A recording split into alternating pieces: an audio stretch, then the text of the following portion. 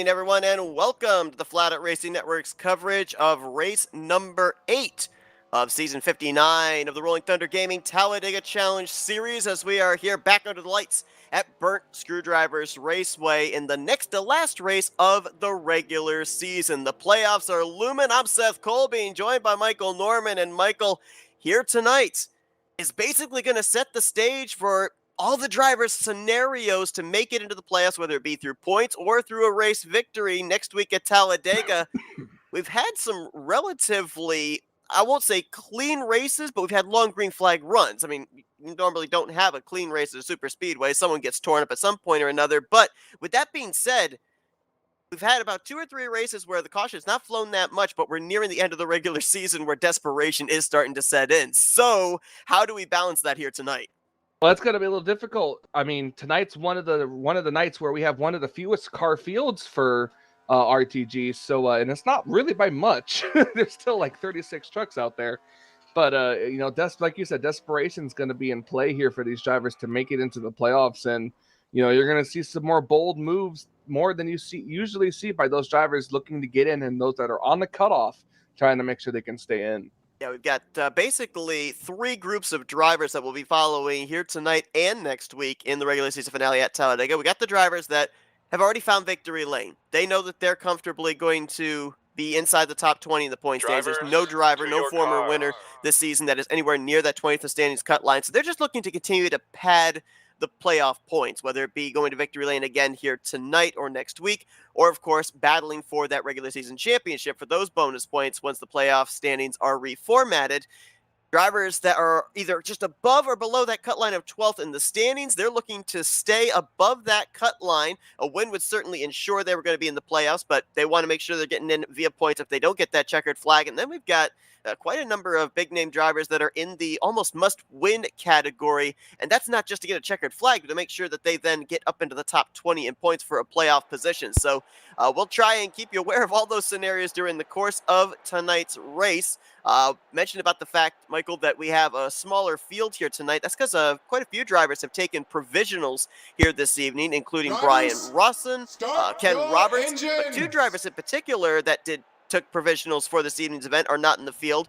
Our former winners, Chuck McClure, and 2-time winner on the season, our winner from last week as well, Kelly Causey. Why is that important? Well, both of those drivers come into this race near that 12th in the standings cut line. Chuck McClure is the cut line driver, and Kelly Causey is 10th in the points, about 9 points ahead of that cut line. If those two fall outside of the top 12, they've already got their wins to lock them in, but that moves some other drivers up above the cut line who could point their way into the points in the postseason.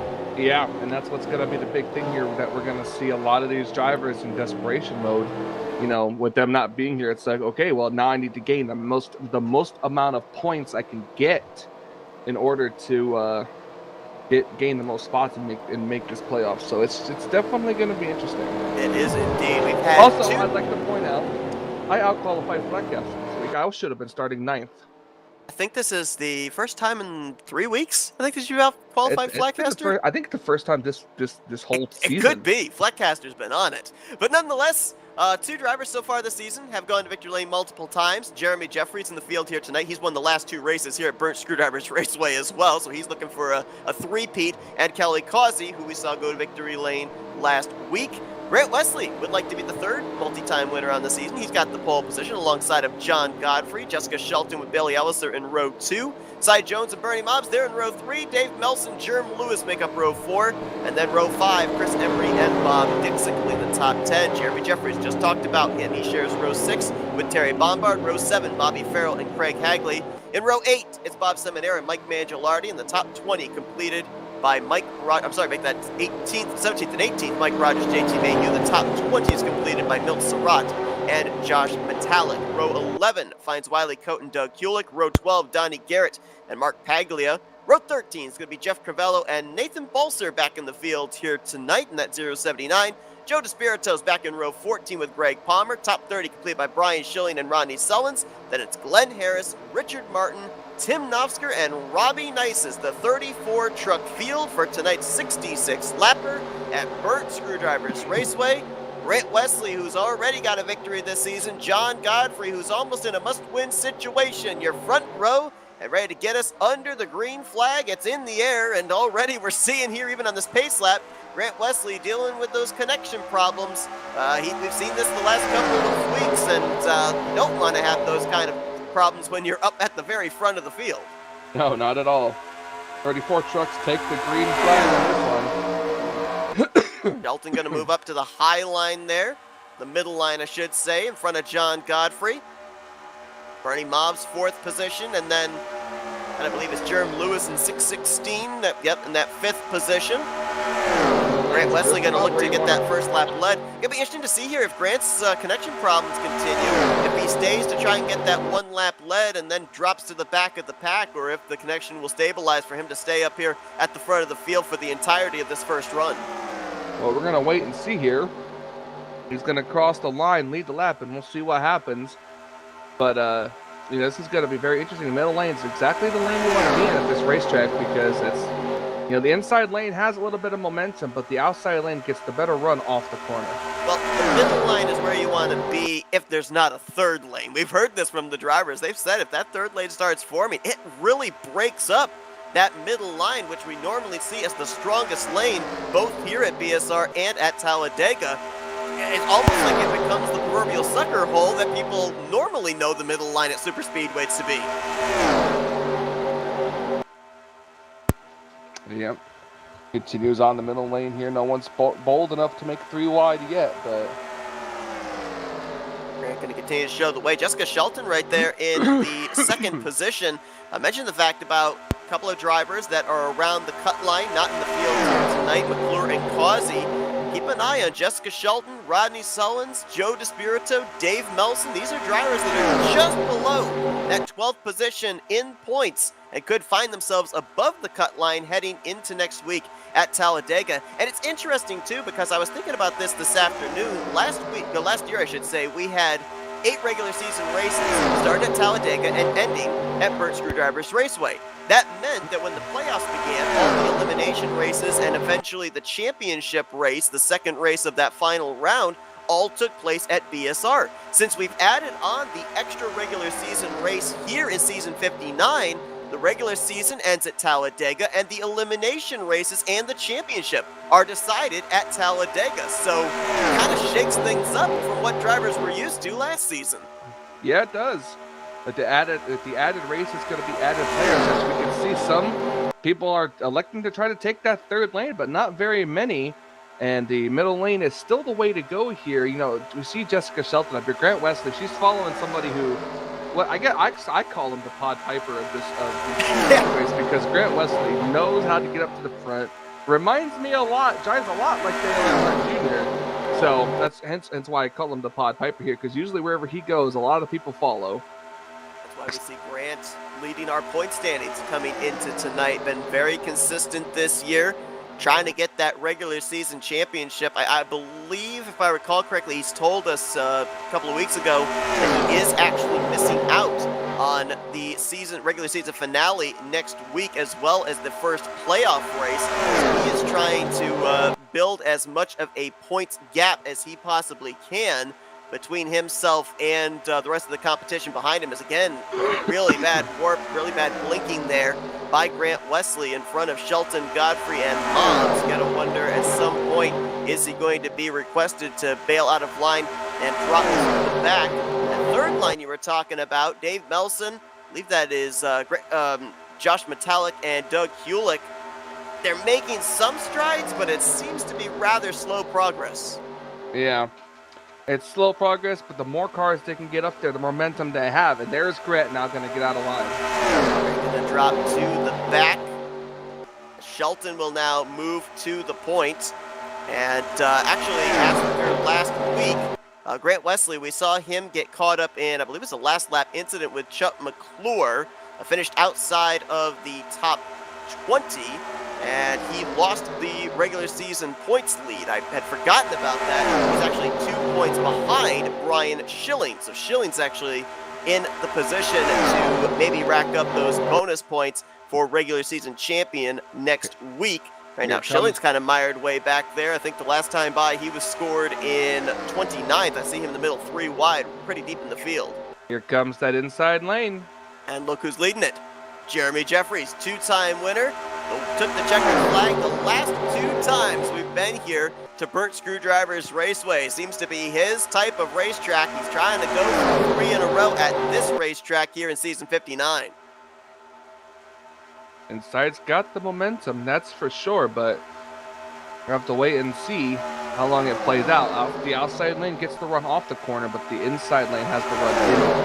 It's pretty even right now, too, going back from the front to the rear of these respective lines. That third line still trying, and they're gaining more numbers. Wiley Coates jumped up there. I think that's Greg Palmer in the 22 and Mark Pagley in the 28 now leading that third lane.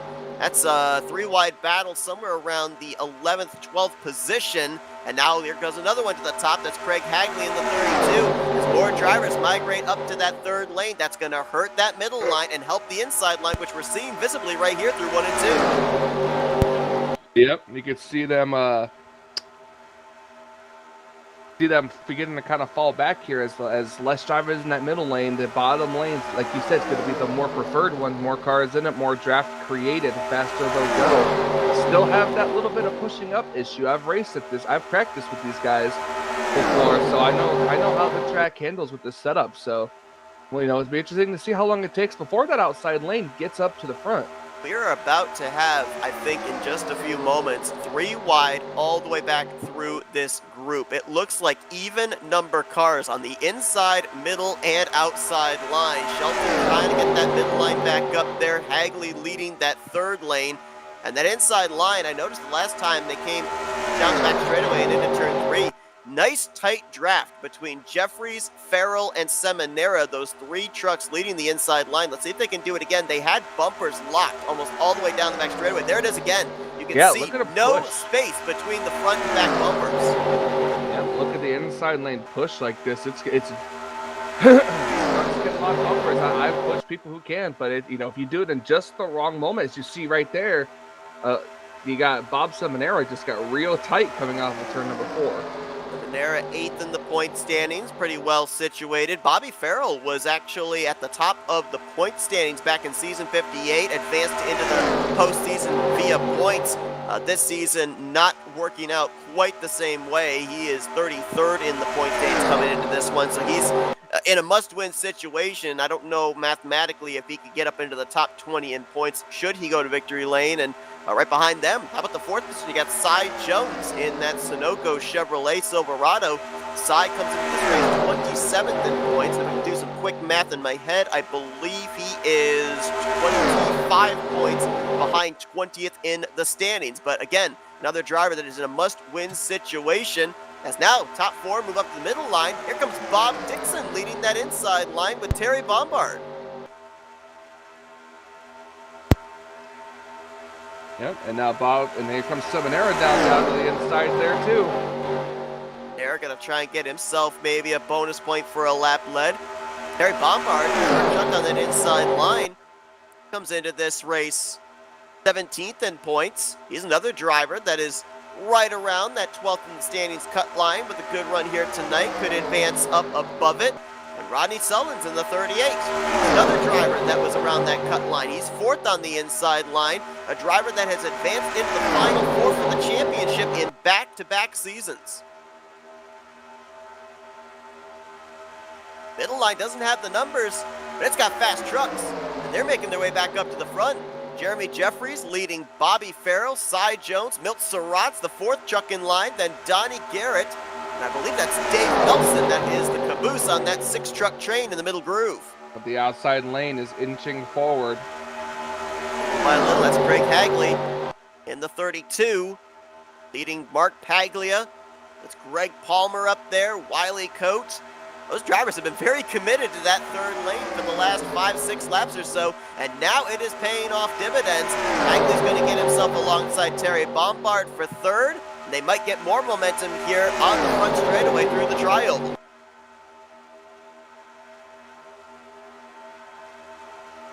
All 34 trucks that took the green, all running up in this lead pack. Nobody has lost the draft. See Grant Wesley led the first few laps. He's run at the very tail end of this pack, still in the draft here. Yeah, but now you have to go and jinx it by talking about it. Well, I mean, it was there visibly. And we had another truck right there that had a little side to side. It was Bernie Mobbs in the Celsius Dodge Ram. 7th truck, I believe that is, on the inside line as Seminara continues to show the way with Bob Dixon there in the 143. Do I dare talk about potential green flag pit stops? Every time I do, don't you start. Someone was just on the apron right there. Oh, they're still on the apron. That Spirito? It was a red, my screen, it was a red truck. It was the Spirito in the 24. Yep. Don't know if might have gotten a bad bump, might have just clipped the apron there with the left sides, but holds on to it. We stay green. We're about 6 laps away from when these drivers will have to start thinking about coming to pit road. And you got Bob Dixon right there in the 143 in 2nd position, so if we keep our camera up here at the front of the field, I think he's going to be the one that'll tell us when green flag pit stops begin, because it always seems to be a Bob Dixon thing where he comes to pit road about a lap or 2 sooner than everybody else. I mean, it's, oh, look at him on the push in that 712. Just saw JT Mayhew. I don't know if he got shuffled out or moved up to that middle line, but he's dropped back a couple of positions, now in front of Jeremy Jeffries. You've got that's Chips Ahoy and Oreo working together. I think, I don't know if that's allowed. I know, 2 different brands on everything there. That's good. That's, you know, that's like. Although, wait, no, are they different brands? No, Oreo and Chips Ahoy are both Nabisco, I think. I don't know.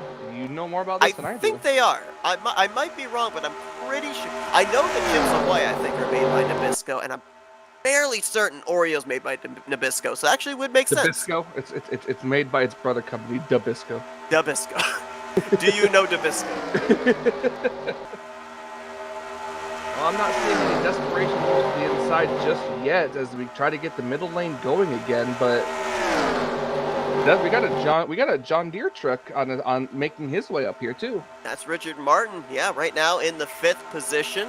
He's no Richard stranger comes to into the this free race lane. 27th in points. He picked up 9 spots in the standings with a good run last week at Talladega, so he still has a shot of getting up into the top 20 and maybe finding victory lane, so keep an eye on him. And right behind him, you've got Bobby Farrell. We mentioned about the season he had last year. And Bernie Mobbs in the 31. He's won and pointed his way into the playoffs numerous times in the last couple of seasons. Bernie comes into this race 7th in overall points, so just trying to pad that gap between himself and 12th in the standings. I think there's going to be quite a few drivers that will be able to check off the list at the conclusion of tonight's race that we can say they are going to battle for the championship if they can have a 48-point or higher gap between themselves and 12th in the standings heading into next week, because 48 points is the most you can gain if you end up winning a race, leading a lap, and leading the most laps. Look at the outside lane, just power by these drivers. Now we know why JT moved up to the middle groove, along with Brian Schilling and Jeremy Jeffries, because that has propelled someone was the on the 338 apron. to the lead. Don't know. Oh, it's Spirito again, I think, Yeah. on the apron. That time it was over in 1 and 2. The last time was over in 3 and 4. Okay, I'm gonna have to look at this here for you while you keep it on. Oh, he almost got spun. Yeah, one behind him. Who was it? I'm trying to look and see who it was. It was Godfrey. I think that might have been the 1st or 2nd time Godfrey almost spun Despirito out. Well, but he saved it. I do remember the last time we looked back at Despirito, Godfrey was behind him, so you might be right. As we got a bunch of drivers on pit road. Jeremy Jeffries, Bob Seminara, Donnie Garrett, Bob Dixon, Jerm Lewis, Chris Emery, new look here tonight for him. Donnie Garrett just overshot his pit stall. That's going to be costly. Like Rogers and Joe Despirito in this lap. Like more hands out the window. We're going to have more drivers diving onto pit lane here. Do not want to get hit potentially with a speeding penalty, as things right now appear to be trending into a green flag run situation. And here comes Schilling, Hagley, Shelton, Palmer, Paglia. Whoa! Richard Martin comes flying in. Brian Schilling just about spun out coming in here. Tim Knopfsker, Bobby Farrell, John Godfrey, Grant Wesley, and Mike Mangialardi, the drivers that came to pit road this time by. Race lead still JT Mayhew, as we've got about like 14 drivers, 13, 14 drivers that are still yet to come to pit road, and I think we'll probably see all of them diving onto pit lane this time by, as we're about to the point the furthest you can go on a tank of fuel. Looking at this nice gaggle of race cars back here. Trying to figure out where the cars are. Here comes everybody else onto pit road. Looks like everybody got on safely.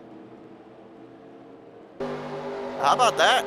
You mentioned about Brian Schilling nearly spinning out. That's about the closest we got to an incident there on this cycle of green flag pit stops. Everybody made it onto pit road safely. Looks like they've all exited out safely, and Schilling might be the one to cycle around. We'll have to wait and see. But he right now is ahead of the drivers that came down in the first and second big groups. Mark Paglia right behind him, and then Hagley and Nofsker trying to latch on.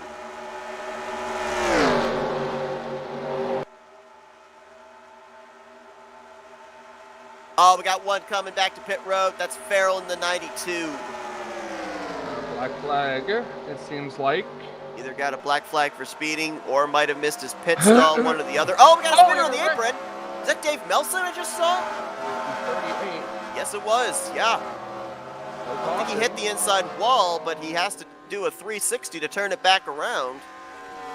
Off the racing surface, so no caution comes out, as there's Farrell serving his penalty. And there is your race lead exchange. Brian Schilling gets around the 338 from JT Mayhew. Brian Schilling has finished up inside the podium, I believe, in the 7 previous races 5 times this year. Let me double check on that. I believe he's only got 2 finishes outside of the top 5.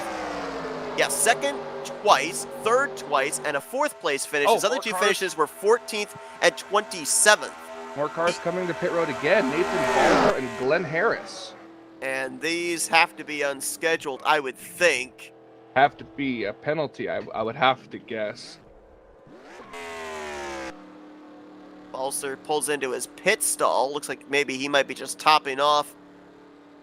And then a pass through there for Glenn Harris. So tough break there for a couple more drivers, along with Bobby Farrell, that were under the pit road official's gun. Should stay on the lead lap, I do believe, but it may be only a matter of time before they're swallowed up by this lead group. Yeah, that's true. And, you know, this is one of the rare few times they've actually had completed green flag pit stops this season so far. So, you know, it's hot pitting always has its risks. That's the third of the way through this race. Saw that tough break there for Nathan Balser, but nice to see him back in the field. Been keeping track. He's for the last 3-4 weeks not been on the grid because he's been dealing with issues. I believe it's been his pedals, something to do with his sim rig, and finally apparently has gotten it all sorted out. And it's nice to see him back in the field here tonight. Of course, a former winner in the Tally Challenge, won the season opener. I believe it was back in season 57. If I recall correctly, either 56 or 57. But as things are trending right now, not en route to picking up a victory here tonight, unless he and as well as Glenn Harris and Bobby Farrell can catch themselves a quick caution as Schilling continues to show the way. Remember I said we had 34 drivers, all 34 up in the lead pack before the pit stops began? Now we've got only 16 up in this lead group. Grant Wesley, now Richard Martin, actually the last of those. You go back a little bit further and you find Bernie Mobbs, Jessica Shelton, Bob Dixon, Donnie Garrett. I believe Joe DeSpirito's in this group, Milt Surratt, John Godfrey, and Mike Rogers trying to do everything they can to get up there to that first group. That would then increase the count to 24 trucks. And as I'm looking at the speeds right now, this second group is running about a tenth to a tenth and a half slower than this first group. I know, and this front group is racing a lot too. You figured that this group behind them stay single file, they might have a chance at running them down if the first pack here keep racing side by side. So far as we're getting closer to the halfway point, there haven't been that many race leaders. Brian Schilling is about to come around and lead his 5th lap if he can hold off the charge to the inside by Bob Seminara. Seminara has led 5 laps. Jeremy Jeffries has led 5 laps. Grant Wesley has led 5 laps. And JT Mayhew has led 4 laps so far here tonight. So very few race leaders, but all have led almost about the same amount of laps here tonight. That's kind of interesting. Of course, still a long ways to go. Could see the lead change a lot more between now and the checkered flag.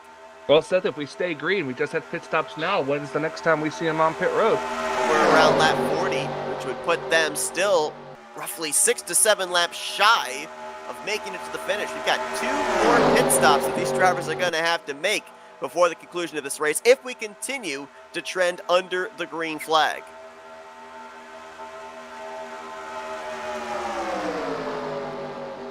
One thing we have not talked about yet tonight that we need to is the Tally Challenge Bracket Series that is still ongoing.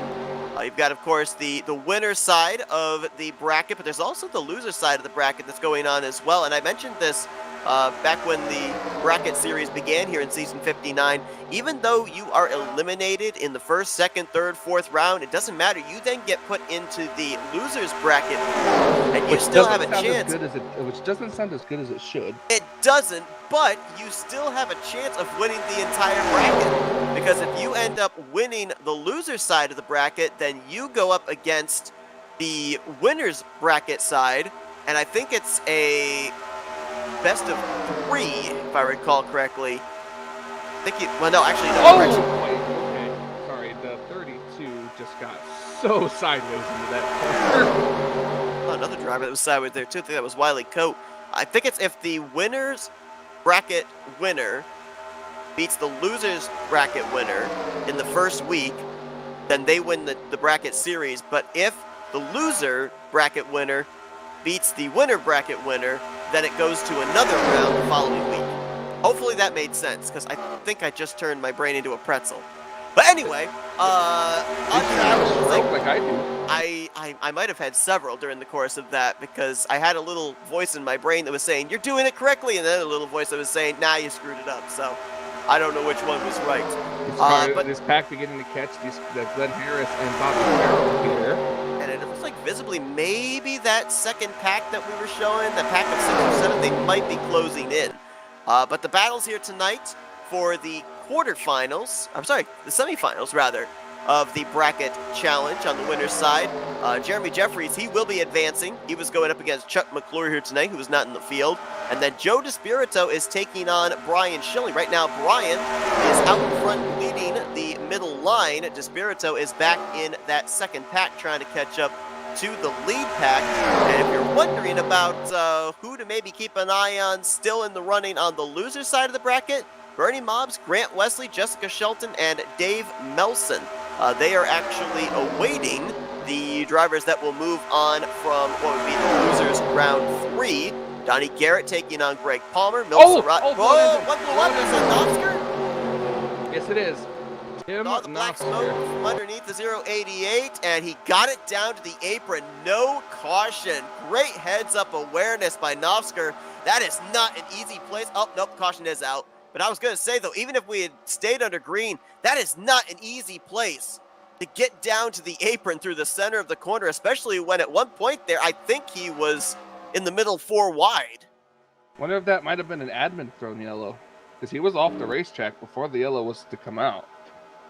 FRN Pace truck going to come onto off of pit road and onto the track to pick up Bob Seminara, who I believe is the leader. We'll go back and see.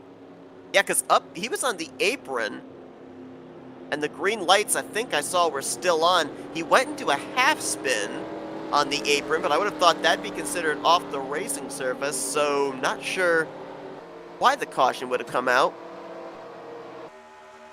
But remember that question you asked about when would be the next pit stop? Now this caution, the timing of it, really mixes things up, because if they come to pit road now, I think they could make it on one more stop. Are you saying late race drama? That's what I'm saying. They'd have to make one more pit stop, which would probably be around lap 40, no, lap 50, which would give them about 15, 16 to go. they'd be able to make it. We'll see if they come to pit road, though. That's going to be the big question. Oh, Let's they're go coming and to pit road see. right now. They're all. Some of them are. Well, I can't say some. Some of them are staying out, but majority of them are coming to pit road. See if we can find out exactly what happens here to Novsker. Victim of the random super speedway blow up that happens sometimes here. Here it was going into turn 3. Right there, you see the smoke erupting from underneath.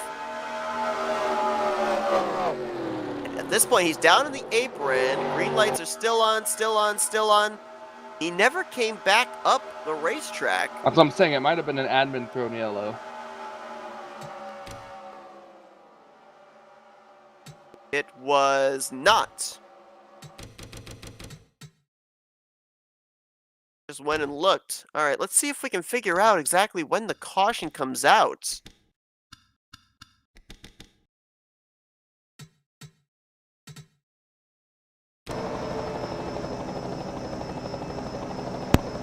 Let's see. Right there, he's in a half spin. Let's see if the caution lights came on at that point.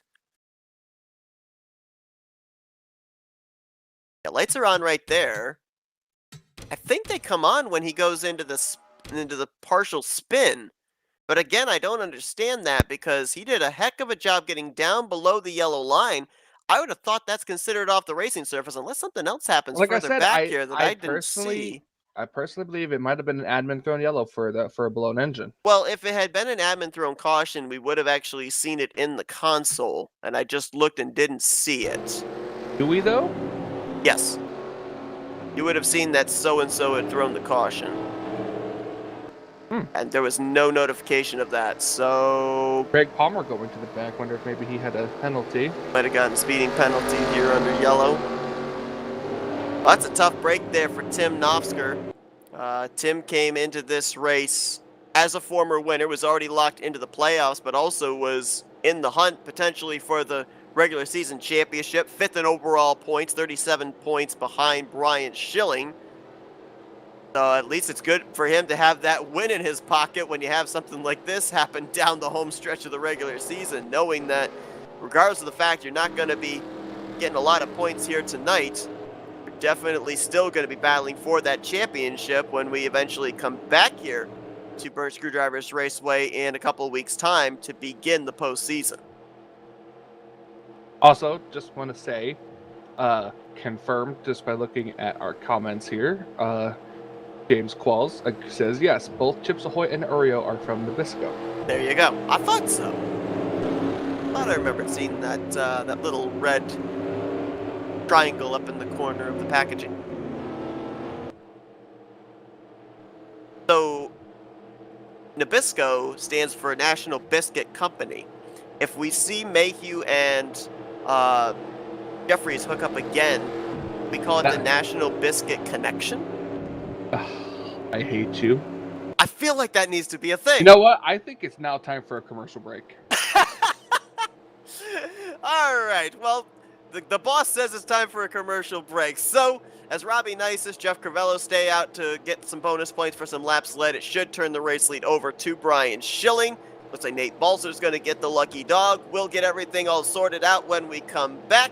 We're going to step aside for this commercial break, courtesy of Ultimate Garage Floors, and you won't miss a thing as we're going FRN side by side. The following presentation of the Rolling Thunder Gaming Talladega Challenge Series on the Flatout Racing Network is brought to you by Ultimate Garage Floors. Ultimate Garage Floors is very active in the garage remodeling community, staying current with the latest technologies and custom configurations so that we can bring you the highest quality installations. As a Northern Virginia Exposy flooring installer, we focus on garages and commercial flooring to perfect our craft and bring you high results.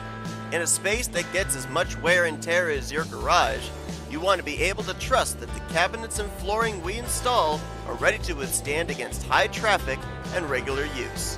That is why we include a lifetime warranty with our services so that you know we stand behind the quality of our work.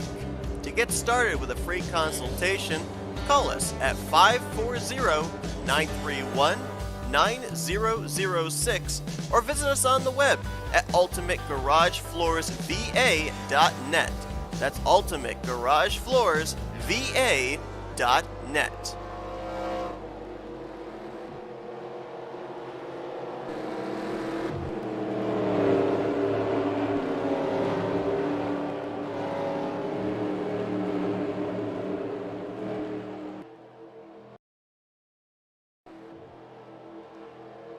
Lights out atop the FRN pace truck. It'll line them up with Brian Schilling and Bob Seminara at the front row. Row 2, Rodney Sullins, Craig Hagley, Grant Wesley, Josh Metallic. Back in row 3, then Wiley Coate, Jerem Lewis, Chris Emery, and Jeremy Jeffries.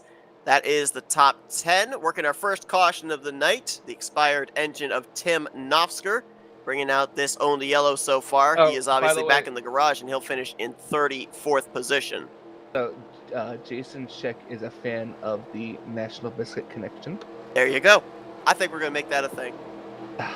That has got to be a thing now. If there's anybody out there that's looking for a broadcasting job. You know where there's a vacancy? Well, that caution was a big break for a quartet of drivers. We saw during the side-by-side commercial break, Nathan Balser got the lucky dog, and 3 drivers, them being, I believe it was Bobby Farrell, Glenn Harris, and the other one was Robbie Nices, but I can't remember. It might have been Mike Mangialardi. They ended up being just ahead of the leaders and still on the tail end of the lead laps. So the remaining 33 drivers all on the lead lap here from Schilling back to Balser, and they're getting ready to go back green right around the halfway point again. One more pit stop these drivers will have to make, and it'll be somewhere in the vicinity of about 15 laps to go if they stretch it as far as they are able on this run. Schilling, Seminara, Sullins, Hagley, your top 4 all looking for their first win on the season. Green flag back in the air here at BSR. Oh, for some reason, I was still looking at the pace car. Truck. Truck. It's a beautiful pace truck. I mean, I don't blame you. It's just great. Anyways, we gotta get you the bit change courtesy of Bernie Mobbs there with that new FRN pace truck. That's true. I agree. Interesting right there on that restart. Saw a couple of drivers actually move from the middle down to the bottom. Normally we see the drivers that are on the bottom, they go up to that middle line down the back straightaway, but I guess maybe on fresh tires here, or at least on the restart laps, the shorter way around the racetrack is the fastest. We'll see if they start migrating up to that second groove, which is right now being led by the 712 of Bob Seminara.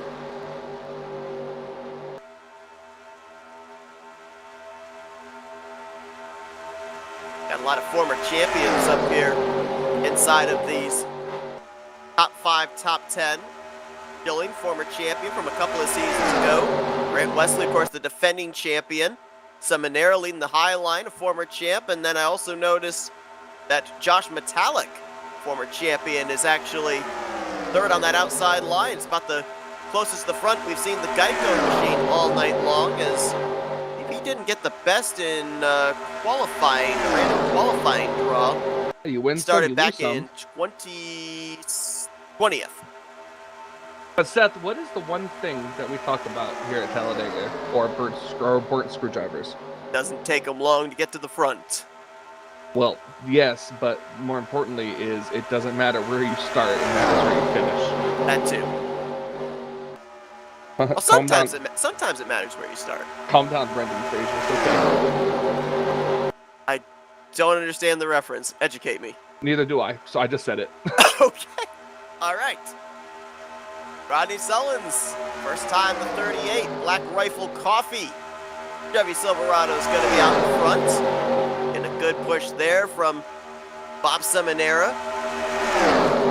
Brian Schilling at this point in time has led the most laps, 10 in total, looking to carry that bonus point for the remainder of the race. And here comes the third line. Jeremy Jeffries, John Godfrey. Whoop, here comes Seminara, going to jump up there right in front of the 711. Those two going to hook up. That puts Sullins in the middle, looking left to Grant Wesley, looking right to Seminara.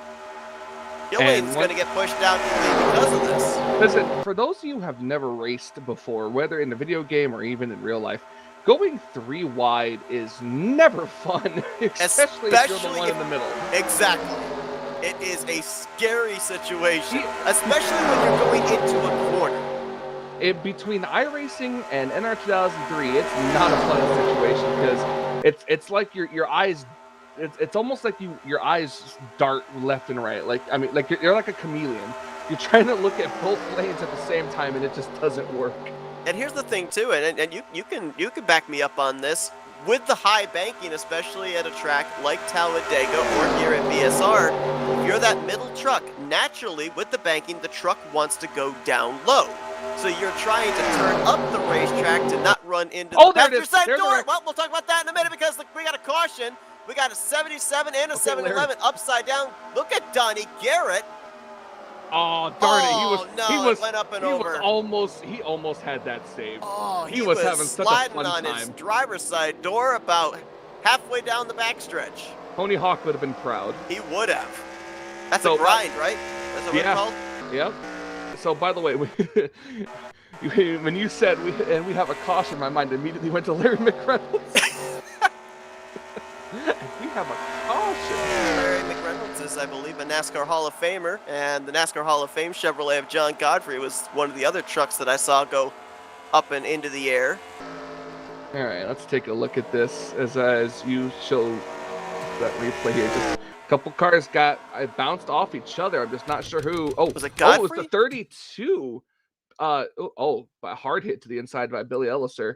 Where is it? The 32. Where are you at? There it is. Hagley. I almost said Hagley.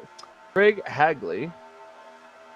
I'm trying to see here. Maybe it was. I think he might have made a little bit of contact. Either that or he just got really tight off the corner. I think he might have came down. Donnie Garrett might have come up, like you know how you push up off the inside. I think there was a little bit of bubble there. It got him into the 32 up into the 711, and then as he came back down the racetrack, it was just all she wrote from there. I mean, Josh Metallic is involved too. We were just talking about him, so you jinxed him.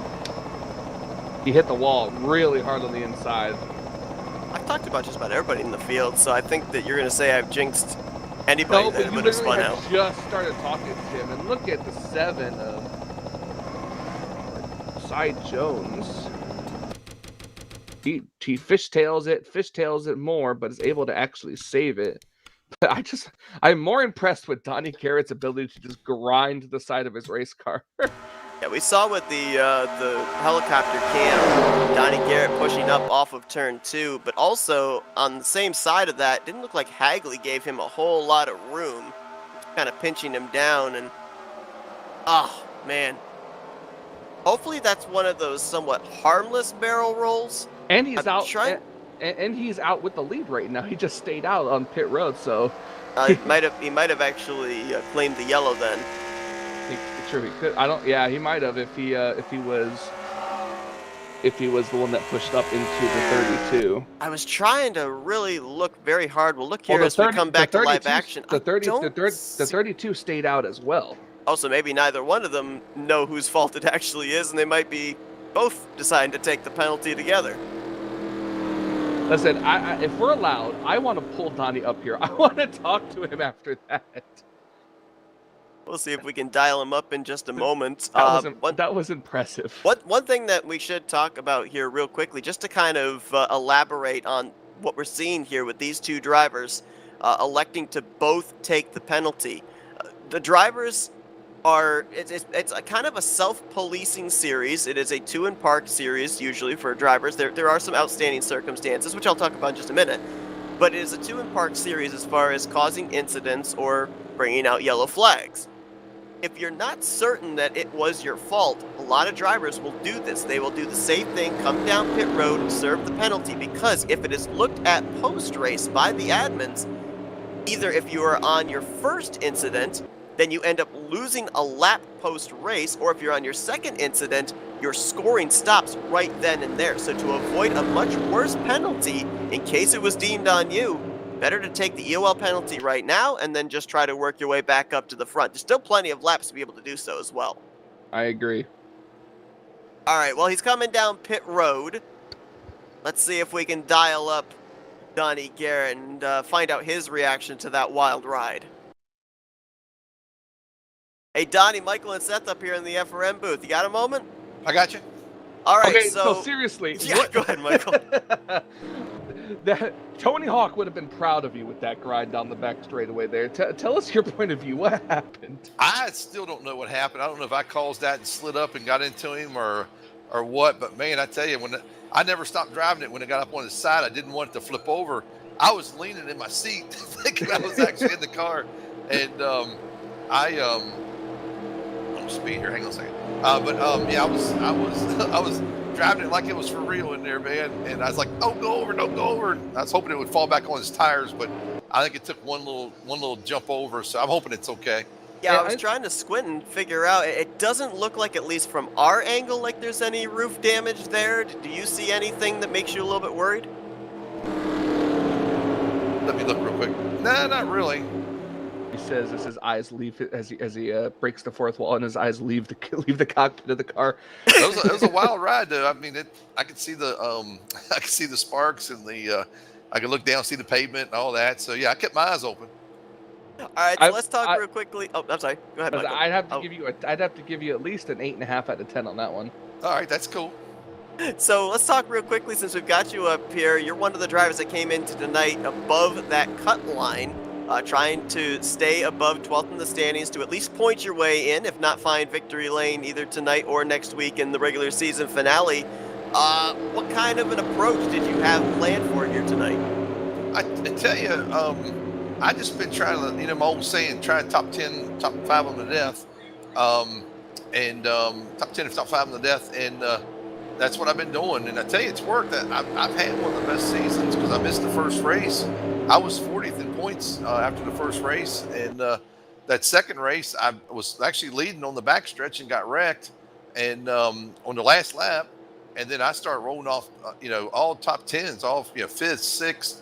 Second, I think another 5th, another 6th, and so I've had a great season. And just like I say, this happened tonight. It's been the first wreck I've ever been in, really, other than that one in the second race. But I don't know. We're going to see what we got here, and hopefully try to get back up here toward the front. But all I'm trying to do is just, I'm not trying to do anything crazy. I just want to try to stay in the top 12 in points so I can make his chase. I'll be out the first week of the chase because I'm going to be in Turks and Caicos for the week and enjoying a little R&R and a little sun.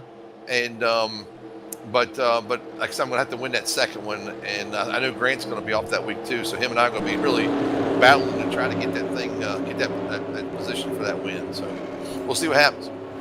Well, we're looking forward to it. Obviously, best of luck here. Hopefully that thing wasn't damaged too much in what was a very impressive grind down the back straightaway. And we'll see you maybe rocket your way back up to the front like you've been able to do from the start of the season to this point. So best of luck. Yeah, good guys, and have fun up here in the booth, and keep an eye on me, Bugs. We're coming. Absolutely. Donnie Garrett going to be restarting at the tail end, obviously, with that receiving that or taking that penalty, I would assume there.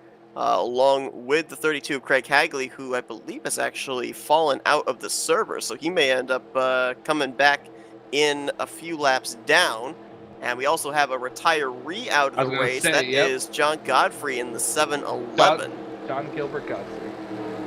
I forgot about that. You just reminded me. Now, let's point out something interesting, Seth. I'm not sure if all of these cars came down pit road or not, but they cannot make it from here. About 5 laps short of making it the rest of the way. I see a lot of trucks bogging down right there, throwing in the clutch, saving as much fuel as they can. Yep, I was gonna say it's gonna 100% be interesting to see because this is now turned into a fuel race. I mean. No, I can't compare this to the dual races from back on FRN in iRacing for the Super Speedway series. But I don't know, Seth. Do you think it's possible to save 5 laps of fuel on a Super Speedway? The only scenario I can see right now where you maybe can, and this is a big if, would be we're going back green here with 26 laps to go. We know that point of no return lap is usually around lap 62. If the caution came out right at lap 62, you might might be able to clutch around for 4 laps and might be able to make it to the finish, but we've only seen something similar to that happen, I think, once, and the guy that led us back to green here for this restart was the one to do it, but that was a number of seasons ago as Wesley moves up in front of Brian Schilling, and he's going to leave the door open now for Chris Emery in the 000. How about this? This would be quite a Cinderella story for Emery, who comes into this race 21st in points. If he were to win tonight, he would certainly jump up into the top 20 in the standings and be eligible for a playoff position. It'll be too interesting to watch middle lane here. There's a third lane foreman, so he's going to want to try to clear and get back to the inside, which he does right here. Rodney Sullins jumps up to that third line. You were talking about forming. Jeremy Jeffries, Bernie Mobbs there as well. Looks like that 77 of Donnie Garrett is good to go as he's still up in this lead pack, and he actually picked up about 3-4 spots that previous lap. Talk about that truck in third place there. Jessica Shelton, she started in, I think, third place. You know, led a lap or so, got shuffled back early when the 3 wide happened. She's worked her way back up to the third position. 2 drivers that started up at the front have now worked their way back up there, Shelton and Grant Wesley. Shelton started is third. Grant started on the pole, is the race leader. And how about Joe DeSpirito right there as well in the 4th position, now moving up to that 2nd lane. Saw him have some early issues, got shuffled to the back, nearly wrecked a couple of times off the nose of John Godfrey, and now he's got a shot of picking up a victory here tonight.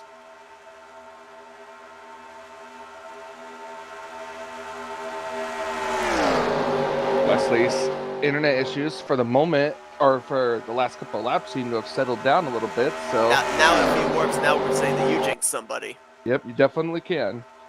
You talked about Billy Ellis there taking that hard hit to the inside wall. Looks like the KFC Chevrolet has got some aero or engine damage, and he has lost touch with the lead pack as Shelton to the top with Seminara and Joe DeSpirito trying to get that run through 3 and 4. I think she's going to be clear for the lead off of turn number 4. Now the question is she going to stay there or is she going to drop to the inside? Right now the middle lane's definitely the lane you want to be in. Anyway, to move that middle line forward, Seminara's clear for 2nd, DeSpirito clear for 3rd. Sullins and Jeffries looking to get the benefit as well as that middle line is moving forward. And that inside line is rapidly beginning to lose positions. Grant, who was leading 2 laps ago, now finds him back in a fight for 5th position with Jeremy Jeffries. And here comes the 3rd line. Paglia jumps up there. That's Palmer, Dave Melson. I think Bobby Farrell also jumped up to that outside line. Not a lot of momentum for that 3rd lane yet. But Seth, I want to talk about this too.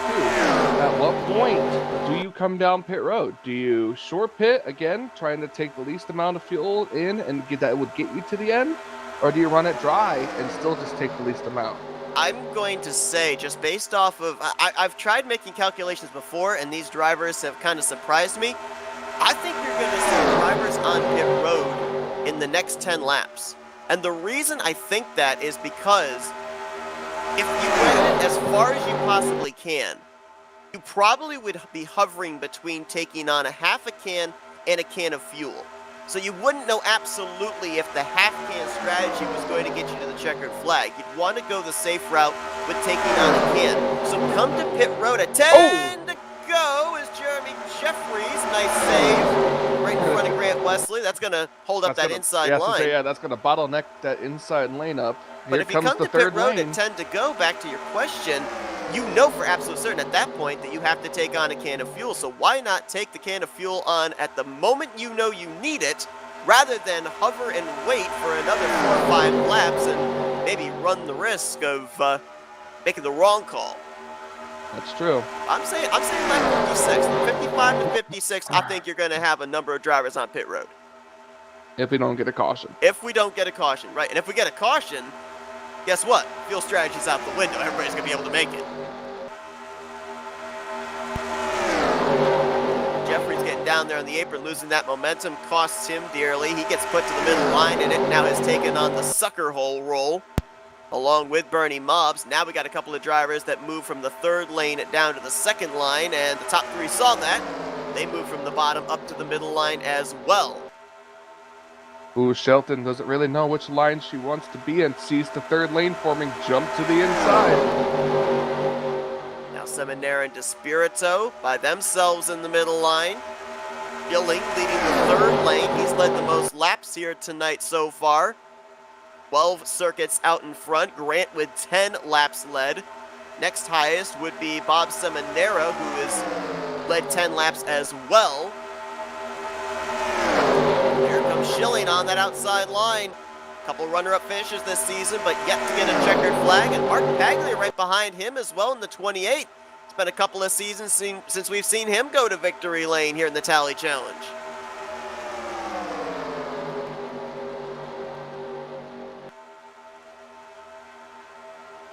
Trying to recall, it's been a long winless streak for Jessica Shelton. Yeah, it really she has. went to victory lane. I'm trying to recall when the last time was that she picked up a checkered flag. I'll see if I can find it here as we watch this double wide, 3 wide around the 7th, 8th position. A lot of shoving going on here down the back straightaway. Paglia hooked to the back bumper of the 4. Sullins hooked to the back bumper of the 20.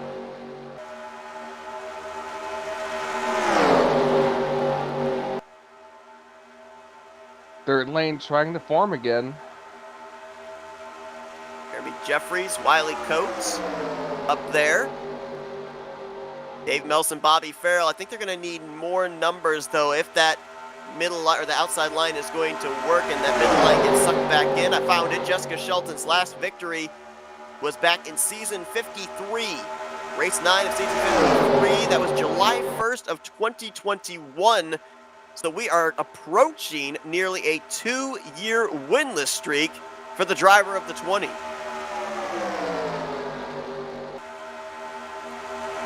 That makes you want it even more. It does. Got to position yourself right in the right spot to get it. And she's doing that right now, Seth. We're on lap 50, so we could be about 6 laps or so away from pit stops. Could indeed. We'll start to see if drivers kind of settle out this 3 wide, back to double wide, and try migrating their way down to the inside line in these next 3 or 4 laps. Schilling was clear for the lead. Shelton gets the run on the inside into turn 1, draws back even, actually edges out a little bit through the center of the corner. And now off of turn 2 down the back straight is where the momentum will come back to the middle line, but it's a bit of a back and forth here. Neither line has gained that much of an advantage every single lap here. I guess the most important thing is that middle line has gotten the run through the tri-oval, so if it came down to a photo finish, Schilling would be the first back to the line the way they are currently formed up.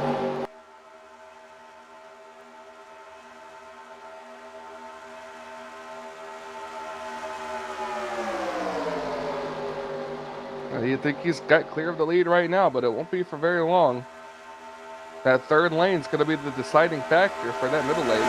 Just went back to see when the last time Mark Paglia went to victory lane, and it was season 57, October 27th of last year. And right now he is pushing the Square D Dodge of Brian Schilling in that middle line. Then behind them you've got Greg Palmer in the 22. And I believe I'd be right in saying if he were to find victory lane tonight, it would be the first of his Tally Challenge career. So we'll keep an eye on him.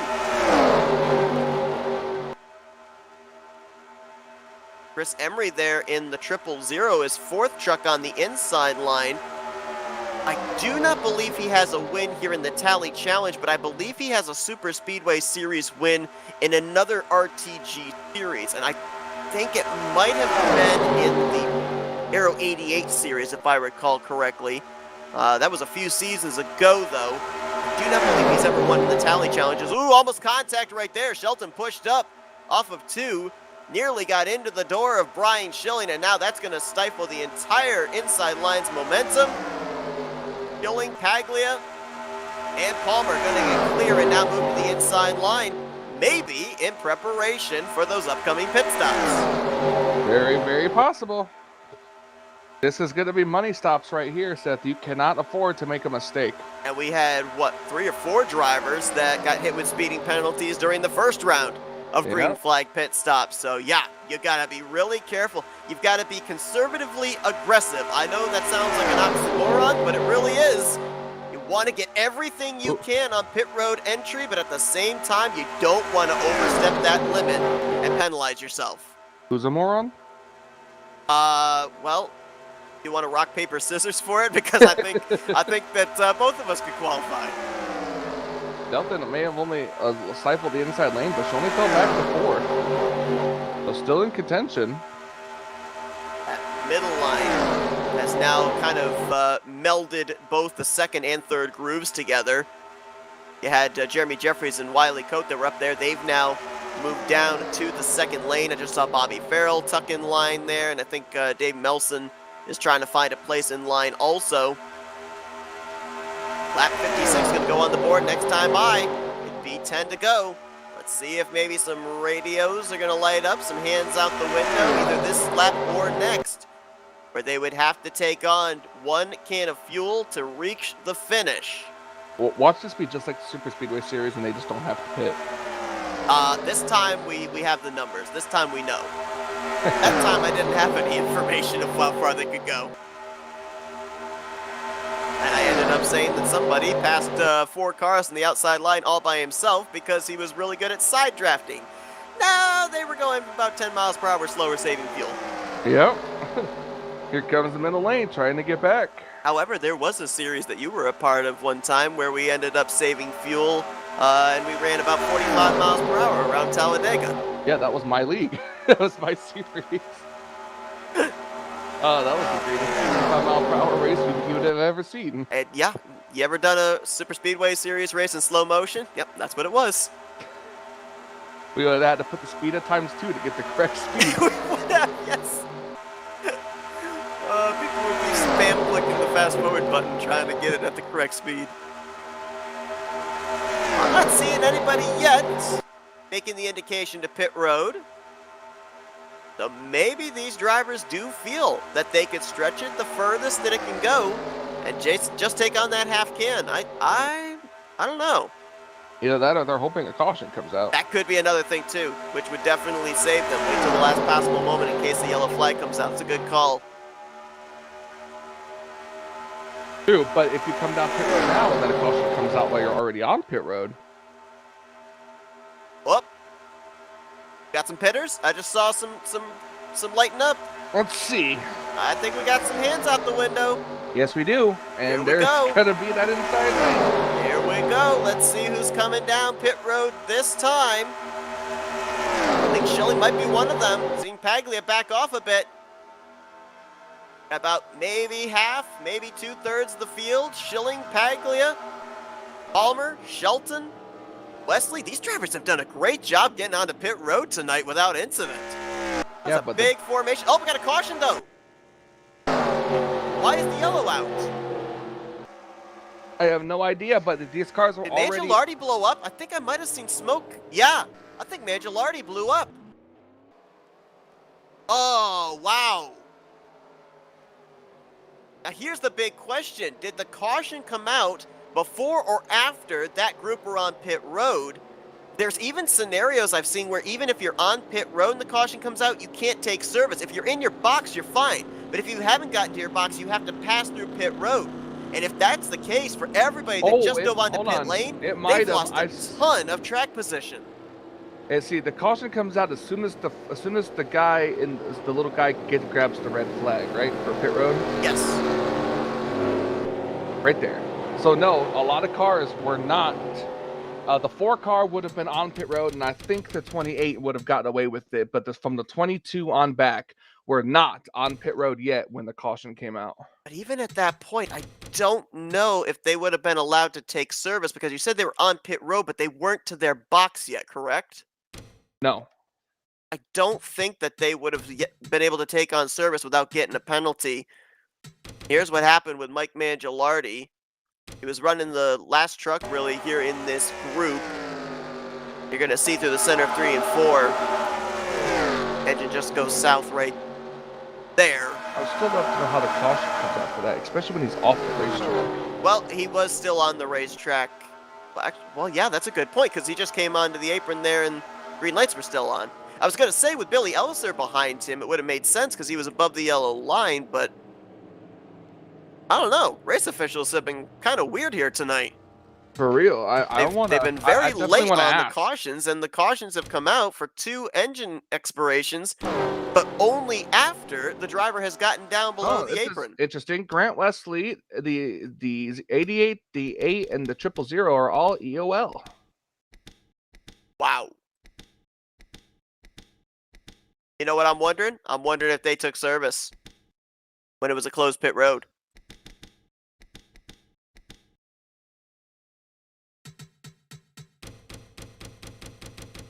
Hit check right here, and we're going to freeze frame. Oh my gosh. What? I just looked. We're going to bring it back here. We're going to be a freeze frame replay. This is where the 029 is at, and the caution comes out. He was way below the yellow line. How in the world did the yellow flag fly for that? Again, He ran about 100 feet of apron, and the lights were still green. Yeah, we're gonna have to. That's I definitely want to confusing. ask. Kind of hoping an admin now finishes in the top 3, so we can ask that. I'd love to know the explanation for that. I'm just going to cycle quickly through the field and make sure. Yeah, that was the only incident that could have possibly brought out the yellow, and it really shouldn't have. Huh. Second time tonight, really, that the cautions come out when it shouldn't have with what we Hey, know out of everybody watching, if you happen to know why NR does that, feel free Yeah. to comment and let us know, because even I'm a person who runs an offline series, and when somebody blows up in an offline series, they don't even throw the yellow flag unless they cause an accident. So I'm not understanding this. Well, okay, so on the online side, I can help you at least partially on that. On the online side, it reads it as dropping debris. And so that's why it ends up throwing the caution. I don't think it reads it as dropping debris over on the offline side. But on both occasions, we've had both drivers, earlier Tim Nofsker and now Mike Mangialardi, get down to the apron with oncoming traffic.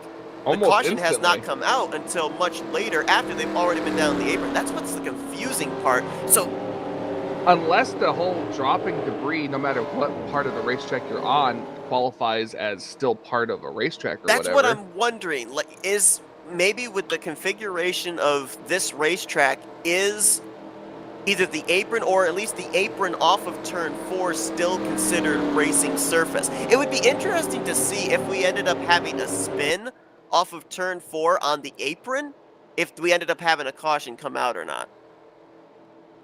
Don't know. I'm not sure. I mean, the 38 wrecked below the yellow line coming off of pit road that one time under green in it and didn't throw a yellow, and that was That's in front true. of cars. That is true. I don't know. That's a mystery one here tonight, and we've had it happen twice, so it's been consistent, but it is quite confusing, as Billy Elliser is going to be the only driver 1 lap down, gets the lucky dog. We'll have 30 drivers on the lead lap when we go back green. Mike Mangialardi out of the race. Looks like it's an engine camshaft, the reason for his mechanical failure. And we mentioned that Craig Hagley had fallen out of the server. I believe he connected back in, but right now it's got 32 scored 18 laps down. No, he never came back. Well, he's in the TeamSpeak. So he must not have re-entered into the server Yeah, then. he hasn't re-entered the server at all. And so it looks like he's going to get credited with 32nd here tonight, 18 laps down. Well, that's going to increase the more the laps go. Yes. So when the lights go out top the pace truck, drivers will not have to worry about fuel any longer. Well, yeah, and our top 10 have, I think, 5 laps to go on this restart if we get the one to about go this time. 2 laps till the point of no return, I would say. Time of that yellow really shuffled things up inside of our top 10. Brian Schilling, the race leader, led 23 laps here tonight. He'll have Bob Seminaro alongside him on the front row. JT Mayhew up there in 3rd with Joe DeSpirito 4th. Jeremy Jeffries, he's trying to go for the 3-peat, 3 in a row here at BSR. He's won the last 2 times we've been here this season. Hey Seth, look who's in 10th place. I think that truck's okay. Me too. Donnie Garrett, right there. Saw him pull the Tony Hawk move, the grind down the back straightaway. did a little barrel roll. Apparently it has not affected the speed on that Astroglide Chevy Silverado. Do a barrel roll. Rest of the top 10 just in front of him. Next will be Jerem Lewis. Jeff Crivello up there in 7th. Another evening where we see him up inside the top 10 late. And Josh Metallic, Wiley Coe in 8th and 9th, and then the aforementioned Donnie Garrett there in the 10th position. Well, drivers who did not benefit from the timing of that yellow. Grant Wesley restarts back in 21st, Paglia back in 22nd, Emery back in 23rd. Still plenty of laps to be able to work your way up here, but caution comes out. More than likely, after we go back green, we probably would have this race end under yellow. We'll have to wait and see. We do have all the drivers running on the lead lap, so we wouldn't add on that extra lap of pacing, so that could play a difference into the outcome of whether this race would end under yellow or under green, but we're just going to have to wait and see as we wait on that FRN pace truck to hit pit lane, and it is going to be 5 laps to go. Finish this one out here at Burnt Screwdrivers Raceway. Brian Schilling, Bob Seminara, JT Mayhew, Joe DeSpirito, they're all still looking for their first win here in season 59. Dodge versus Chevy on the front row. You have to wait agonizingly long through this tri-oval before the flagman gets ready to wave the green flag, which he does now, and we're back underway. 5 laps to go here at Burnt Screwdrivers.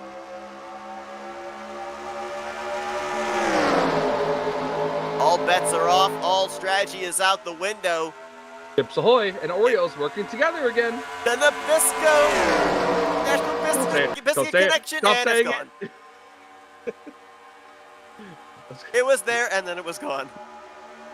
If Jeffries wins this race, he's just gonna. I don't even know what to say. Well, JT Mayhew, he got left behind by his National Biscuit Connection buddy, but like a good neighbor, State Farm is there to pick him up. God! There's Jeff Crivello right behind him. Stop! I'm having way too much fun tonight. Yes, Jeffries to the lead. Could he go 3 in a row here at Burnt Screwdrivers Raceway? I'd have to go way back and look to see if a driver has ever won 3 in a row at the same racetrack in 3 different visits to the same racetrack. I don't think so, because remember too, this is only the second season that we've alternated between Talladega and BSR. I don't know if a driver's ever won 3 in a row when they went to Talladega every single week. Well, they got a 3rd lane forming, so yep, I was gonna say you better get to that inside because. Yeah, Seminara moved down. Jeffries throws the block. Oh, did they save it? They saved it. They did. No caution. That was, I think, Milt Surratt, 80. Yeah, he's got some pretty good right side damage, I should say. That was almost it. That was almost it. I also saw Paglia was way back there. I don't know what's up with the 28, but we stay green. 3 laps to go. That was almost it right there. That would have been the end of the race.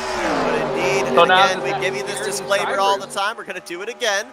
If a caution comes out now, with it being the point of no return, we're going to stay with the leaders, watch the battle back to the checkered flag or the caution, whichever the case may be, and look at anything that we have to post-race or during the final pace laps. Slicing and dicing. Here comes Schilling with a big run. Jeffries throws the block. Jeffries taking no prisoners, making that rear bumper as wide as he possibly can. Trying to get that 3rd win on the season. Kelly Causey, winning last week, joined him as a multi-time winner, but Jeffries wants to stand alone at the top of the winners column. We'll see if Schilling is able to make a move here, and how long it's going to take. 2 laps to go. Can they make it around before a caution comes out? And if Schilling makes the move, does JT Mayhew go with him? Remember, JT and Jeffries were working together, and then Jeffries jumped up to the middle line, left JT by himself. Wonder if JT will repay that favor back if the 4 does make a move here, but for the moment, top 5, all single file. How about Wiley Cote up there? The Dodges have got 3 of the top 5 positions right now.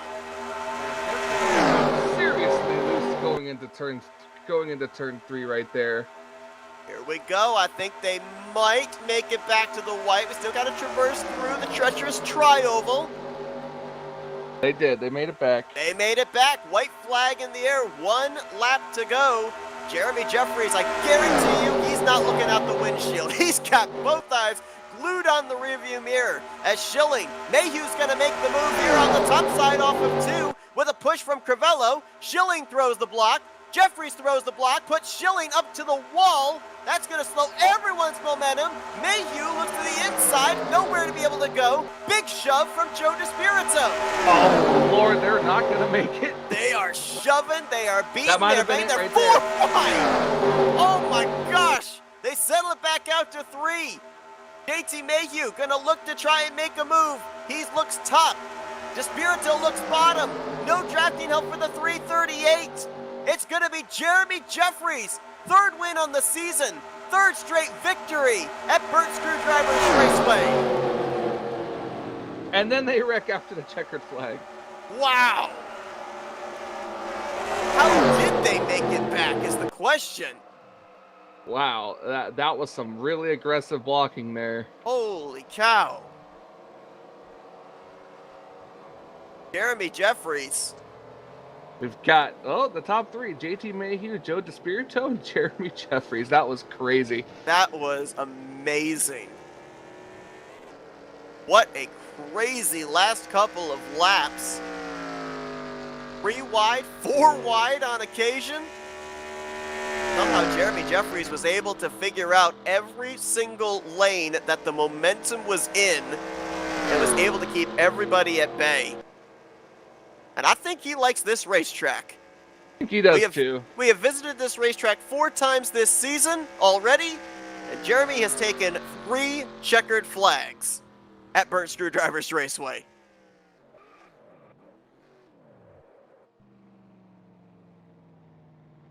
Third straight time he's going to get to do burnouts here under the lights at BSR.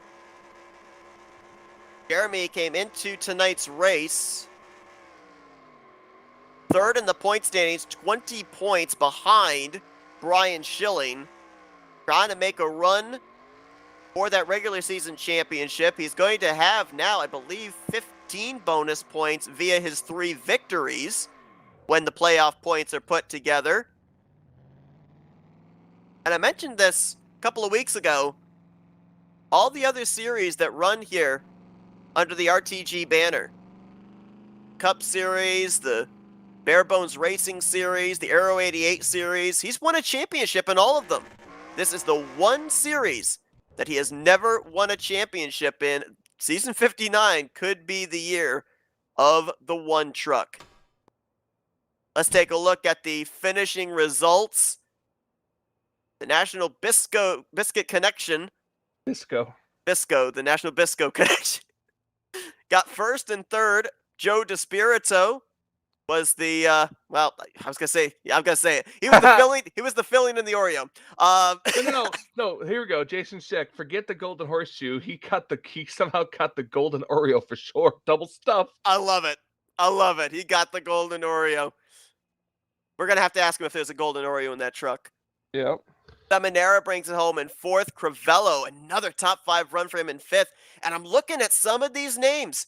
You've got DeSpirito 2nd, Terry Bombard right there in 6th, Rodney Sullins in 9th. These are drivers that were hovering just below that cut line. And Chuck McClure and Kelly Causey were not in the field here tonight. Did they maybe move up into the top 12? Wiley Coate, great run there in 7th. Dave Melson in 8th. You had 3 Dodges. Actually, you had 4 Dodges inside the top 12 tonight. The Dodge Ram showed up. 5 of them in the top 15 if you add in Bob Dixon. So well done. The Dodgers are usually outnumbered every week, and they put on a great show here this evening in the finishing results. Jessica Shelton there, along with Richard Martin in 13th and 14th. Doug Hewlick, didn't talk about the 23 hardly at all tonight. Top 20 and 16th. Donnie Garrett in 17th after his wild ride down the back straightaway. Then Jerm Lewis, Cy Jones, Josh Metallic. That was the top 20. Look at the rest of the finishing results. Grant Wesley finished all the way back in the 24th position. Grant came into this race 2nd in points. I think he's going to at least get passed for that position by Jeremy Jeffries. I don't think Jeffries is going to get Brian Schilling for the overall points lead, but he's certainly going to cut into that. As you see, we had 29 drivers finish the race all in the lead lap. Mark Paglia did not reach the conclusion of the race, finishes 30th. Mike Mangialardi, Craig Hagley, John Godfrey, and Tim Knopfsker all out of the race. Mangialardi and Knopfsker were the two cautions we had tonight, as they had mechanical issues. Hagley had connection problems, and John Godfrey retired after the first yellow flag flew. But Jeremy Jeffries, the season's first three-time winner. Only one of two drivers that have gone to victory lane more than once here this season, and he carries a ton of momentum into the regular season finale next week at Talladega Super Speedway. Let's see if we can talk with our podium finishers, and let's see if we can first dial up JT Mayhew, who gets his first podium of the season here tonight at BSR. Hey JT, Michael and Seth up here in the FRM booth. You got a copy? I got you, Seth. Well, you ran up there inside the top five pretty much the entirety of that final stint. Had a heck of a run down the back straightaway. We saw you try and make that move there. The yellow line, unfortunately, that boundary not giving you enough space to be able to make that pass. But man, so close to picking up that victory. What's the adrenaline at like right now compared to what was going on that final couple of laps? I no longer hear my heart in my ears. Um, it was a great night though. I had fun. And I'll tell you, it was very, very scary those last couple of laps there, man. Is there anything more you could have done, you think, to have gotten around Jeremy Jeffries there at the end? I wish I had moved up to the high line earlier, right before he did. But once he was in front of me, no. And it is what it is, though. Well, your first podium finish on the season, but you've been very consistent. You came into tonight's race fourth in overall points, looking like you're very easily going to be advancing into the playoffs via the point standings, if not find a victory lane next week at Talladega in the regular season finale. How has this home stretch here in the regular season prepared you for what looks like it's going to be your first playoff appearance? This series is so tough. This is my first top five, even with as good of an average finish as I have. So it's going to be even tougher in the playoffs, and but I'm going to try and snag a win here as soon as I can.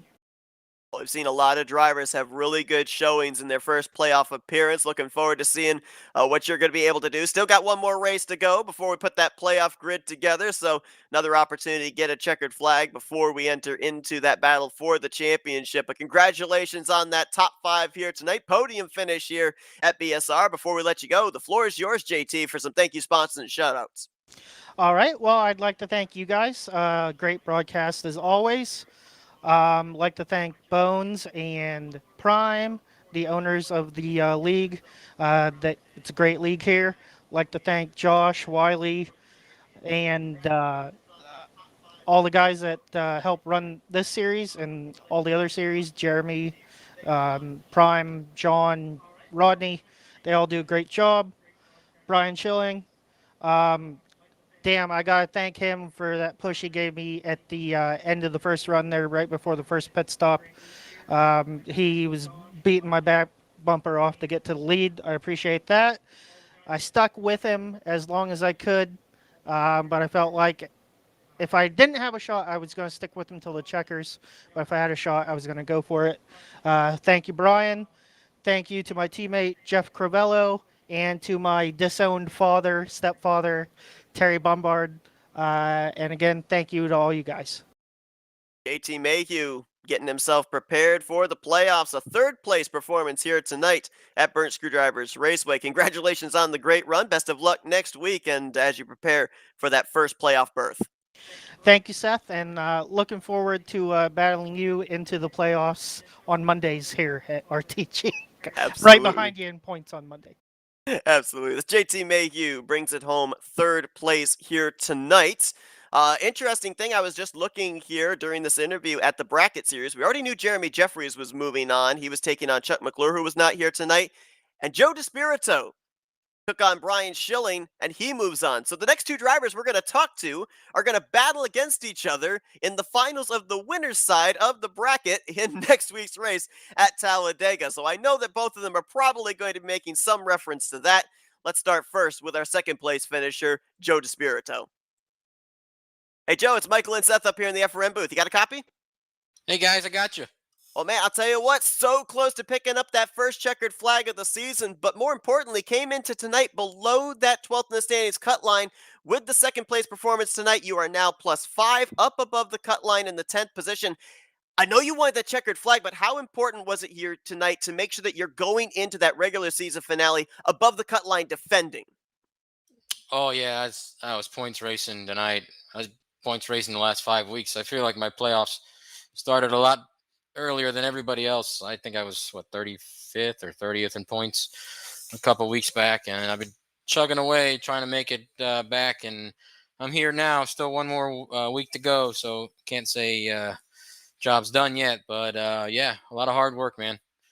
All right, describe that last lap chaos there from your point of view coming to the checkered flag.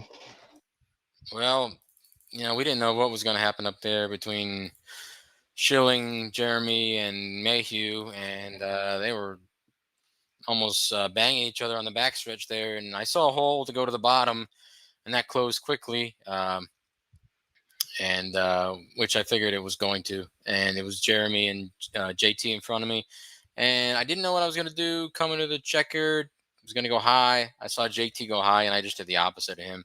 Tried to get the best finish I could, and I did all that I could. That restart kind of messed us up. Bob and I got a slow start, so that gave the top three guys on the bottom a chance to get up. So that kind of messed us up. But yeah, it was a great finish. Hard racing, man.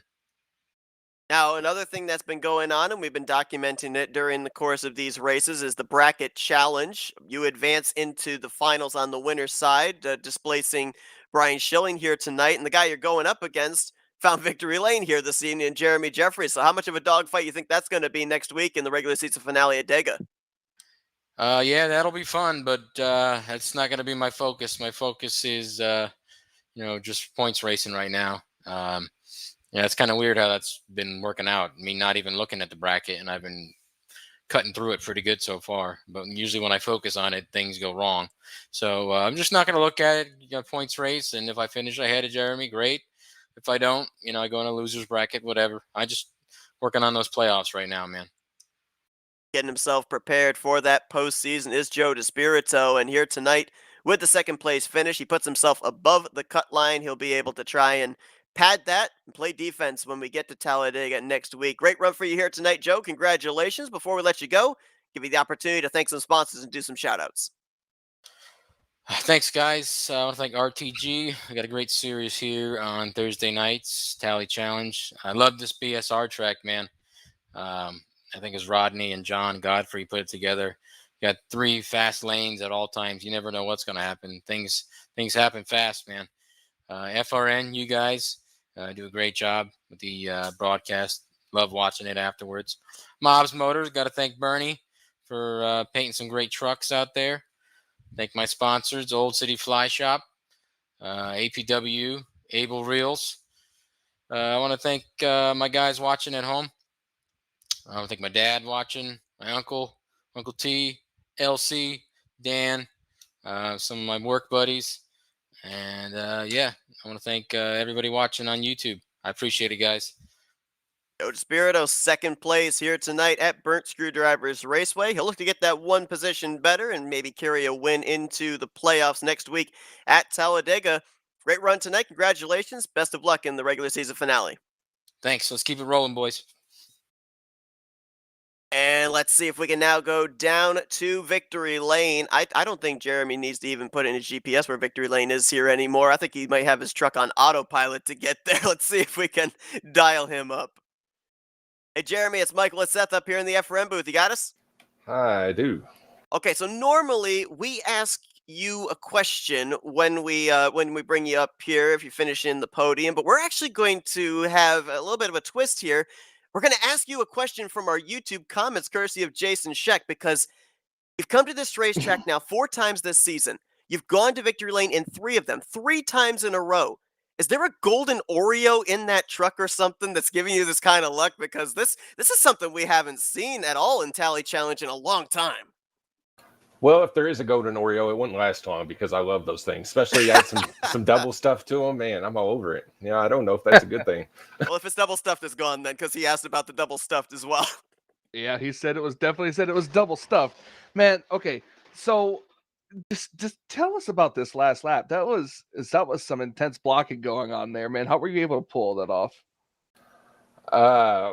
Man, I hate racing like that. I so did not want to have to take that route, but I knew I was going to have to make this truck as wide as possible because nobody wants to see me win again. I know that. I know they're tired of me winning. Screw what other people say. But I do have to apologize to Showing. I probably got a little more aggressive there than I should have, and it ended up costing him. So I definitely want to apologize to him. And JT, I did some blocking on him, and then I pulled down. And I don't know if I necessarily blocked Joe, but I took advantage of the run he had. So with this victory, 3rd on the season, you're not only alone at the top of the statistics for wins on the year, but also now move 9 points behind Schilling for the overall championship. One more race left to go. You're obviously going to be at the top in terms of bonus points with race wins this season, but then there's that extra, I think it's 15 bonus points if I remember correctly for the regular season champion. 9 points, not a whole lot. What's the goal when you're heading into Talladega next week? Next week, I mean, I guess I just got to go for the win. Why not? Short and sweet. I like it. I mean, Jeremy, obviously a tremendous run you've had here at Burnt Screwdriver Drivers Raceway. Now, something I want to touch on with this track in particular, with the success you've had, adding on that extra race. We talked about this at the top of the program here tonight. Now puts the elimination races for the playoffs back to Talladega rather than here at Burnt Screwdrivers Raceway where it was last season. So, uh, with that being said, are you looking ahead at the playoffs at maybe winning your way into the next round when we come to this racetrack the first time in each one of those rounds? Well, my question to Josh and Wiley and Tim is, can I lobby to have those trucks switched?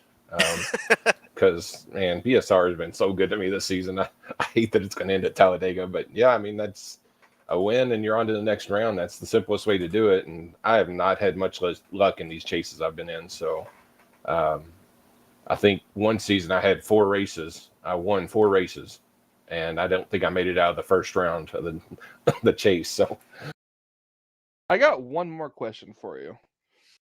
Now, I know you're part of the RTG staff, as I could see it next to your name here, but so I was hoping maybe you can clear something up for us.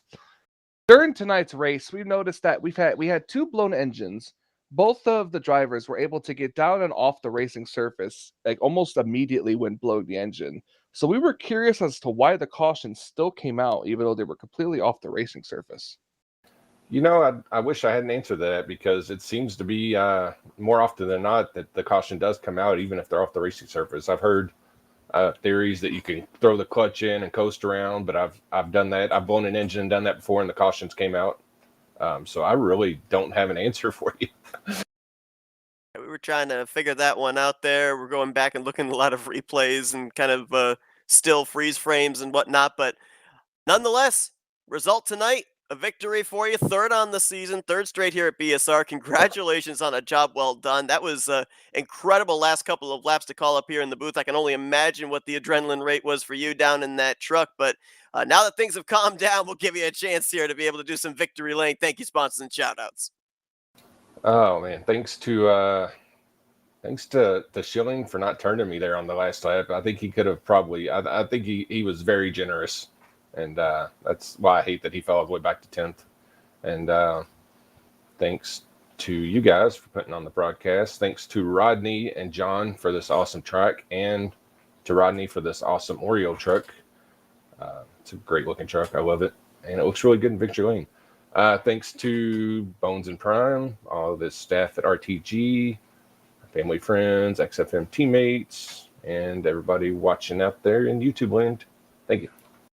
Jeremy Jeffries heads into the regular season finale next week as a 3-time winner here in season 59.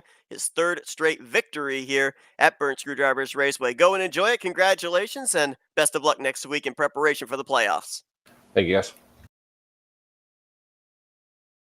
You know, you talked about a cool Oreo scheme, right? So I Yes. wonder I wonder now if they're gonna make him a golden Oreo scheme. Ooh, maybe. I mean, the only problem with that is, though, if you put a golden Oreo scheme out on the racetrack, I don't know if you could stop him from climbing out of the truck and trying to eat those. He said he would eat a golden Oreo if it was inside the truck. He might eat it if it's outside the truck. But nonetheless, these last 2 weeks leading up to the end of the regular season have been absolutely crazy. We had the photo finish last week between Kelly Causey and Brian Schilling, closest finish we've had yet this season. And then tonight, you talked about it. The last couple of laps were absolutely wild. The blocking with Jeremy Jeffries, the different momentum we had with the different lines. We were 4 wide on that final lap, and somehow they all made it back. I mean, I cannot imagine what we are in for next week when you've got all the different scenarios of all the different drivers trying to either win or point their way into the playoffs. If these last 2 weeks are anything to go by, if you're out there and you've watched these last 2 races and you don't tune in next week, you are absolutely crazy, because I think next week may be one of the best races of the season. And these 2 races here, I think, have been in the running for that, and they're just a precursor. Yeah, absolutely. So next week, regular season finale. Who's going to be in the playoffs? Who is not? We've already got some drivers that we know for certain are going to be battling in the postseason via victories. Chuck McClure, Grant Wesley, Tim Nofsker, Kelly Causey, Jeremy Jeffries. There's no way mathematically, even if the points are in, we know that there is no way that they can fall out of the top 20 in the point standings. They will battle for the championship. But who's going to be above, who's going to be below the cut line of 12th in the standings at the conclusion of next week? That's going to be the big question that we'll be asking. Joe DeSpirito, Terry Bombard, Rodney Summers, they just moved into the top 12. But you've got Jessica Shelton, Craig Hagley, Greg Palmer right there with an opportunity to point their way in. Things are really close around that cut line. And hey, we could even have a last-minute winner outside of the top 20 in points go to victory lane next week and advance their way into a last-minute playoff position. So you're going to want to tune in next week to see who is going to be comprising the Season 59 Talladega Challenge playoffs and that chase for the championship. It'll be next Thursday night. The green flag will fly at 9 p.m. Eastern Standard Time, and we will be here to call the 66 laps of action at Talladega Super Speedway. But a wild one here tonight. Jeremy Jeffries, third straight victory here at Burnt Screwdrivers Raceway, his third win on the season. Now he's looking for that regular season point standings lead heading into next week. 9 points between himself and points leader Brian Schilling. All that going to be coming your way in a week's time and more. Michael, a wild one here under the lights at BSR. I appreciate you joining me in the booth. Yeah, thank you so much. It was fun, and you know, hopefully I'll be here next week. Absolutely, and hope that all you will be here as well. For Michael Norman, I'm Seth Cole. Enjoy the rest of your Thursday night, folks. We'll see you guys next week for the regular season finale right here on FRN, the Flatout Racing Network. This broadcast is the copyrighted work of Flatout Racing Network and may not be rebroadcast, retranslated, or used in any form without the express written consent of Flatout Racing Network and iRacing.com Motorsports Simulations. Flatout Racing Network would like to thank you for your support, and we hope you enjoyed tonight's broadcast.